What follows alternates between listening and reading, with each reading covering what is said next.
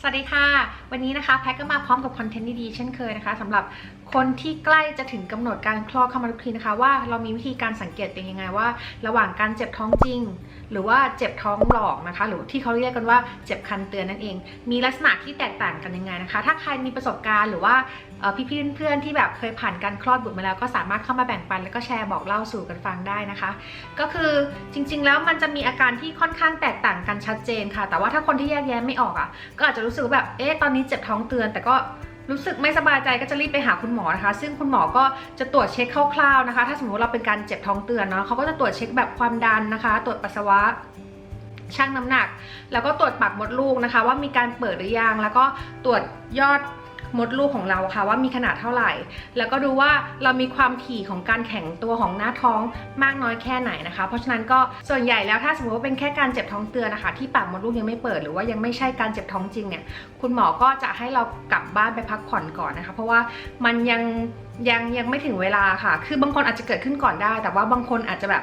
ส่วนใหญ่แล้วเนี่ยมันจะเกิดขึ้นถ้าเป็นเจ็บท้องจริงมันจะเกิดขึ้นสักประมาณ 1-2 สัปดาห์ก่อนดีลกำหนดคลอดของเรานั่นเองนะคะก็เพราะฉะนั้นนะคะเดี๋ยวแพทจะมาบอกกันในคลิปนี้ว่าให้เราแยกแยะกันยังไงให้รู้สำหรับคุณแม่มือใหม่นะคะว่าเจ็บท้องจริงกับเจ็บท้องหลอกเป็นยังไงนะคะก็ตามมาฟังกันเลยค่ะโอเคค่ะเราก็มาเริ่มกันที่อาการเจ็บท้องเตือนกันก่อนเลยนะคะก็คือในช่วงของคุณแม่ท้องตั้งครรภ์นะคะในช่วงของไตรมาสสุดท้ายนะไตรมาส3ก็คือมันจะมีอาการที่แบบเจ็บท้องเตือนขึ้นได้แล้วนะคะเพราะว่าเหมือนมดลูกมันจะฝึกซ้อมการหดรัดตัวนะคะซึ่งถ้าเราเป็นอาการของการเจ็บท้องเตือนเนี่ยก็จะเจ็บแบบไม่สม่ำเสมอค่ะเรียกว่าเจ็บเป็นหายเดี๋ยวเจ็บเดี๋ยวไม่เจ็บแล้วก็จะเจ็บแค่บริเวณช่วงท้องน้อยค่ะซึ่งมันจะอยู่แค่ระยะเวลาไม่กี่นาทีนะคะหรือว่าไม่กี่วินาทีเท่านั้นเองคือมันจะเจ็บแค่ตรงท้องน้อยแต่ว่าไม่ได้ลามไปถึงด้านหลังนะคะแล้วก็ถ้าเราเปลี่ยนอิริยาบถเปลี่ยนท่าทางนอนพักหรือว่านั่งพักค่ะคืออาการมันจะดีขึ้นแล้วมันก็จะหายได้เองนะคะแต่ว่ามันสามารถกลับมาเป็นได้อีกแต่ซึ่งมันจะเป็นระยะเวลาที่ไม่ใช่ถี่และไม่สม่ำเสมอเหมือนการเจ็บท้องจริงนั่นเองค่ะและในส่วนของปากมดลูกนะคะก็ถ้าสมมติว่าเป็นการเจ็บท้องเตือนเนาะปากมดลูกก็ยังไม่เปิดนะคะแล้วก็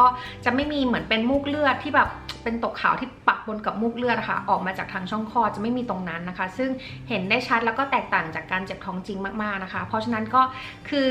อสรุปคร่าวๆก็คือการเจ็บท้องเตือนเนี่ยปวดแค่ท้องน้อยแล้วก็อาการคืออาจจะเป็นได้ทุก 15-20 นาทีแต่ว่าระยะเวลาในการเป็นนะคะอยู่แค่ประมาณแบบไม่กี่วินาทีอาจจะแบบ20 วิถึง30 วินะคะแล้วก็เป็นหายไม่สม่ำเสมอแล้วก็ไม่รุนแรงขึ้นเท่านั้นเองค่ะแล้วก็มาเข้าสู่ของเรื่องอาการเจ็บท้องจริงนะคะถ้าในส่วนของอาการเจ็บท้องจริงเนี่ยมันจะเป็นอาการที่ปวดท้องน้อยค่ะแต่ว่ามันจะลามมาถึงด้านหลังตรงนี้นะคะช่วงแบบบั้นท้ายด้านหลังตรงเอวค่ะซึ่งมันจะเจ็บแล้วก็มันไม่ใช่ว่าไม่สม่ำเสมอเหมือนเจ็บท้องเตือนนะคือมันจะเจ็บแล้วก็ถี่แล้วก็รุนแรงมากขึ้นค่ะแล้วก็เรานั่งพักเปลี่ยนอิริยาบถมันก็ไม่หายนะคะซึ่งอันนี้มันคืออาการบ่งบอกว่ามดลูกคือเข้าสู่กระบวนการแบบพร้อมเข้าสู่ระยะการคลอดเข้ามาทุกทีแล้วนะคะเพราะฉะนั้นก็ส่วนใหญ่เนี่ยปากมดลูกอาจจะเปิดแล้วในคุณแม่บางท่านนะคะเพราะฉะนั้นก็ต้องรีบเก็บกระเป๋าแล้วก็ไปหาคุณหมอที่โรงพยาบาลเลยนะคะแล้วก็อาการที่เป็นร่วมด้วยเนี่ยก็คือเห็นได้ชัดเลยก็คือน้ำเดินจะมีน้ำเดินนะคะคือเราแตกซึมออกมานอกกางเกงในเลยเนาะอันนี้คือน้ำเดินแล้วนะคะก็สามารถไปหาคุณหมอได้เลยนะคะแล้วก็ในเรื่องของปากมดลูกนะคะก็อย่างที่แพทบอกว่าปากมดลูกก็จะเริ่มเปิดแล้วนะคะแล้วก็มันจะมีอาการที่สังเกตเห็นได้ชัดอีกอย่างหนึ่งก็คือมันจะมีมูกเลือดอะค่ะปะปนออกมากับตกขาวของเรานะคะออกทางช่องคลอดเนาะซึ่งมันเห็นได้ชัดนะคะแล้วก็จะมีอาการปวดท้องถี่ๆขึ้นทำให้เรารู้สึกว่าคือไม่ไหวแล้วตัวท้องแบบคือเกร็งไปหมดนะคะนี่คืออาการของการเจ็บท้องจริงนั่นเองนะคะแล้วก็ทั้งนี้ทั้งนั้นนะคะอาการเจ็บท้องเตือนก็ส่วนใหญ่เนี่ยมันจะมีอาการของท้องแข็งร่วมด้วยเนาะซึ่งวิธีการดูแลตัวเองเบื้องต้นนะคะก็คือเราสามารถนั่งพักก่อนได้นะคะนั่งพักหรือว่านอนพักให้แบบอิริยาบถเราสบายที่สุดนะคะเช่นแต่ว่าหลีกเลี่ยงการนอนหงายนะเพราะว่ามันจะยิ่งทำให้แบบมดลูกเกร็งตัวมากขึ้นนะคะก็จะแบบเรานอนเป็นตะแคงซ้ายนะคะแล้วก็คือนั่งพักทำให้แบบเหมือนมดลูกมันผ่อนคลายตัวลงอะค่ะซึ่งถ้าสมมติว่ามันดีขึ้นก็คือโอเคนะคะก็อาจจะเป็นแค่อาการเจ็บท้องเตือนเนาะแต่ว่าถ้าเป็นอาการที่แบบเราเห็นว่ามันถี่ขึ้นสม่ำเสมอทำอะไรก็ไม่หายนะคะก็คือเป็นสัญญาณเตือนว่าอาจจะเป็นอาการเจ็บท้องจริงนะคะเพราะฉะนั้นก็หิ้วกระเป๋าไปหาคุณหมอที่โรงพยาบาลได้เลยนะคะแล้วก็ส่วนอาการที่แบบสามารถเป็นร่วมด้วยได้เนี่ยต่อให้ไม่มีอาการท้องแข็งหรือว่าเจ็บท้องนะคะก็อาจจะเป็นในเรื่องของ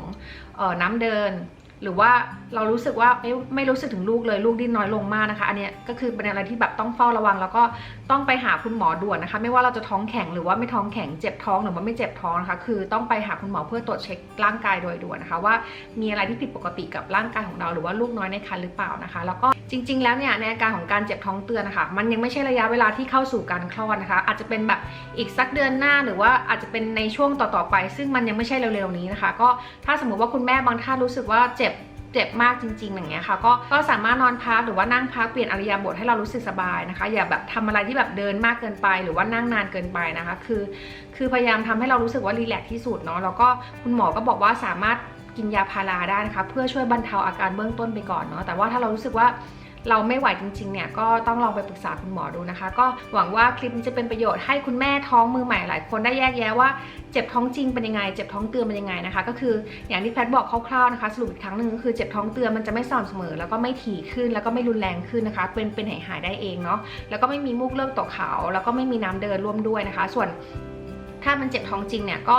จะถี่และรุนแรงมากขึ้นจนเรารู้สึกว่าหน้าท้องเราเกร็งไปหมดแล้วก็ปวดร้าวไปถึงด้านหลังนะคะแล้วก็จะมีมูกเลือดปะปนร่วมด้วยแล้วก็มีอาการน้ำเดินนะคะซึ่งมันจะแตกต่างกันเห็นได้ชัดระหว่าง2ข้อนี้นะคะระหว่างเจ็บจริงกับเจ็บเตือนเนาะก็ฝากไว้ด้วยละกันค่ะแล้วก็หวังว่าคุณแม่ท้องตั้งครรภ์หลายๆคนนะคะที่กำลังเป็นมือใหม่ที่ได้ชมคลิปนี้นะคะว่าจะเป็นประโยชน์กับคุณแม่ท้องได้สังเกตร่างกายของตัวเองนะคะให้ไม่ตื่นกลัวจนเกินไปเนาะว่าเราอยู่ในช่วงของเจ็บจริงหรือเจ็บเตือนนะคะก่อนที่จะไปพบแพทย์เนาะก็วันนี้แพทย์ลาไปกับคลิปดีๆแบบนี้นะคะแล้วเราเจอกันใหม่คลิปหน้าว่าแพทย์จะเอาข้อมูลสาระอะไรดีๆมาแบ่งปันมาฝากกันนะคะจากที่แพทย์ได้ไปหาข้อมูลมาหรือว่าไปปรึกษาสอบถามคุณหมอมาฝากกันนะคะก็สำหรับวันนี้แพทย์ลาไปก่อนค่ะสวัสดีค่ะ